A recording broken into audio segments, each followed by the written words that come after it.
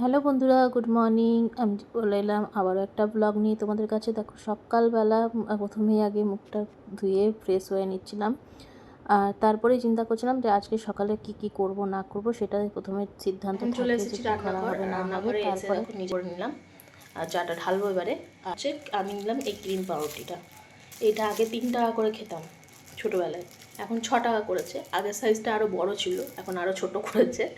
আর আমার ভীষণ একটা প্রিয় খাবারের মধ্যে তালিকায় এটা পড়ে। খুব প্রিয়, তোমাদের কাদের কাদের প্রিয় অবশ্যই জানিও। খুব ভালো লাগে, কেন ভালো লাগে আমি নিজেও জানি না, এখনও কারণ খুঁজে পাইনি, কিন্তু এটা খুব প্রিয় একটা খাবারের মধ্যে। তো চলো খেয়ে নিই, তারপর আসি। আর তারপরে দেখো চলে এসেছিলাম হচ্ছে ব্রাশ হয়ে গেছিলো। তারপর ছেলের কয়েকটা বোতল যেগুলো থাকছিলো, আর ওইদিকে মা কাজ করছিলো নিজের।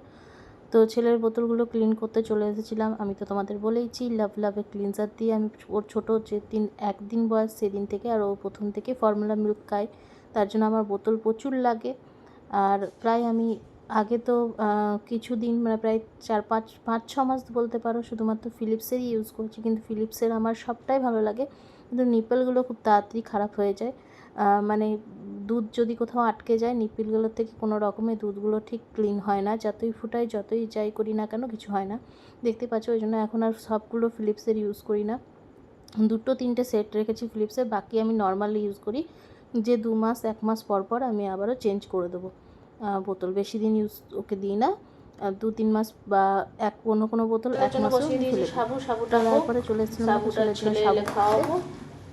কম সাবুই আছে, আজকে শেষ হয়ে গেছে দেখছি, যেটুকু হবে আজকের মতন হয়ে যাবে। তো চলো হয়ে যাক, ও আসুক তারপর খাইয়ে দেবো ওকে।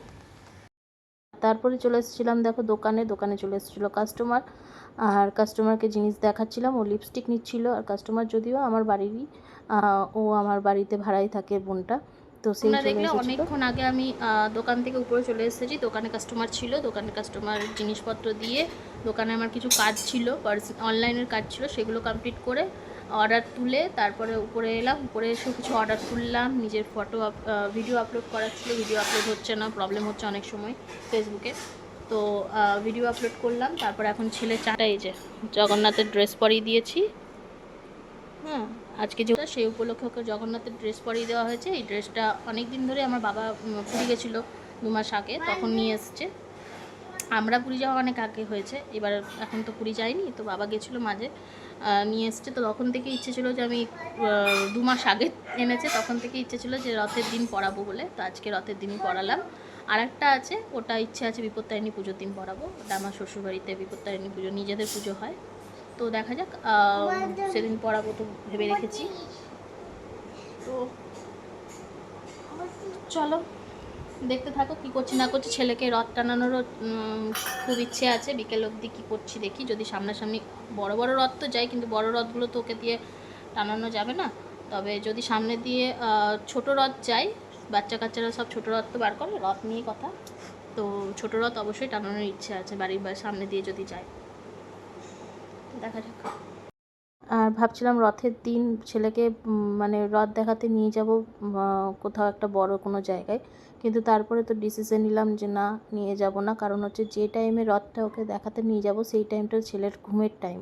তো তাই মনে মনে চিন্তা করছিলাম যে বাচ্চা কাচ্চাগুলো ছোটো ছোটো রথগুলো নিয়ে আসে, তো ওরা যদি নিয়ে আসে তাহলে তো তাকে দিয়ে টানাবো। তো সেই না ভাবনা সেই না কাজ, দেখো ছেলেকে খাইয়ে দাইয়ে আমরা শুতেই যাচ্ছিলাম, আর জগন্নাথ ঠিক আমার ছেলের কাছে, ছেলের হাতে মানে রথটা টানতে পারবে ছেলে বলে চলে এসেছে। ছেলে যেই ঘুমাতে যাবে সেই দেখছি রথ আসছে প্রায় 2:30টার সময়। তখন তো রথ বেরোয় না, বেশিরভাগটা 3:30-4টের পরেই বেরোয়। তো দেখছি ওরা চলে এসেছে। তো ভগবানের যা কৃপা থাকে, মানে যা লীলা থাকে, এটাই হলো কথা।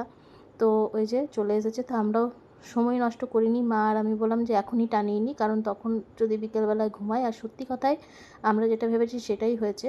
বিকেলবেলা প্রচুর রথ এসছে ছোটো ছোটো বাচ্চাদের, আর বড় রথও এসছে, সেটা পর নিয়ে গিয়ে দেখিয়েছে, একবার পাড়া দিয়েই যাচ্ছিলো, কিন্তু আমার যাওয়া হয়নি, ওই জন্য ক্লিপ শেয়ার করতে পারিনি। তবে ছোটো ছোটো প্রচুর রথ এসছে, কিন্তু ও টানতে পারেনি, কারণ সেই টাইমেও ঘুমাচ্ছিলো।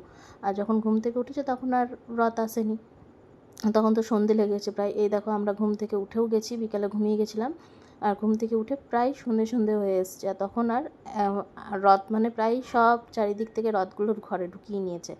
আর একটাই শুধু আসার ছিল, সেটা বড় রথটা। তো বড় রথটা ওর বাবার সাথে গিয়ে দেখে এসছে। আর তারপরে আমি আমার মাকে বলছিলাম যে আজকে রথের দিন, কিন্তু পাঁপড় ভাজা খাবো না, সেটা কি হতে পারে? পাঁপড় ভাজা, জিলিপির দোকানে তো প্রচুর লাইন, যে কারণে মানে জিলিপি খাওয়াটা চাপের ব্যাপার। তো ওই জন্য দেখলাম যে চলো পাঁপড় ভাজাটাই খাই, উল্টো রথে না হয় জিলিপি কোনো রকমভাবেও খাবো। তো এই সিদ্ধান্ত নিচ্ছিলাম, তা করতে করতেই মা বললো তাহলে নিয়ে আয়। তা আমি বললাম যে যাই। পাড়ার দোকান থেকে পাঁপড় নিয়ে চলে এলাম, আর পাঁপড় এনেই মাকে দিয়ে দিলাম, চলো ভাজো। দিয়ে মা তো ভেজে নিল। এই দেখো গরমা গরম বড় বড় পাঁপড়। তো পাঁপড় দিয়ে চা খাবো, তার জন্য পাঁপড় ভাজা হচ্ছে। কথাতে আছে নাকি জগন্নাথ মানে রথের দিন পাঁপড় ভাজা, জিলিপি এগুলো খেতে হয়। এগুলো ছোটোর থেকে শুনে আসছি, কতটা ঠিক কতটা ভুল, কতটা কী বিশ্বাস, কী ব্যাপার সেটা বলতে পারবো না। তো যেটা শুনে আসছি সেটাই। তো এই যে গরম গরম পাঁপড় ভাজা মা নিয়ে চলে এলো, আর নিয়ে আসার পর বাবা এনে রেখেছিল হচ্ছে আনারস। তো ওটা খাওয়ার পর একটু আনারস খেয়ে নিয়েছিলাম, তারপরেই পেটটা হয়ে গেছিলো ঢিস, মানে রাত্রে খাওয়ার কিছু ইচ্ছে ছিল না। আর তারপরে চলে গেছিলাম সবাই মিলে একটু দোকানে বসেছিলাম, কারণ কোনো কাস্টমার ছিল না বিকেলে সেরকম।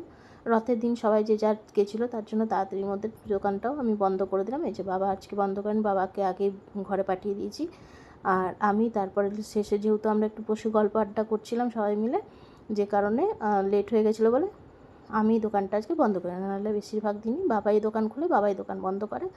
মাঝের যে কাজ টুকটাক সেগুলো আমি করি, মানে দোকানে কাস্টমার এলে হ্যান্ডেল করা বেশিরভাগটা আমি করি। এবার কিছু কিছু সময় আমি যখন পারি না তখন বাবাকে করতেই হয়।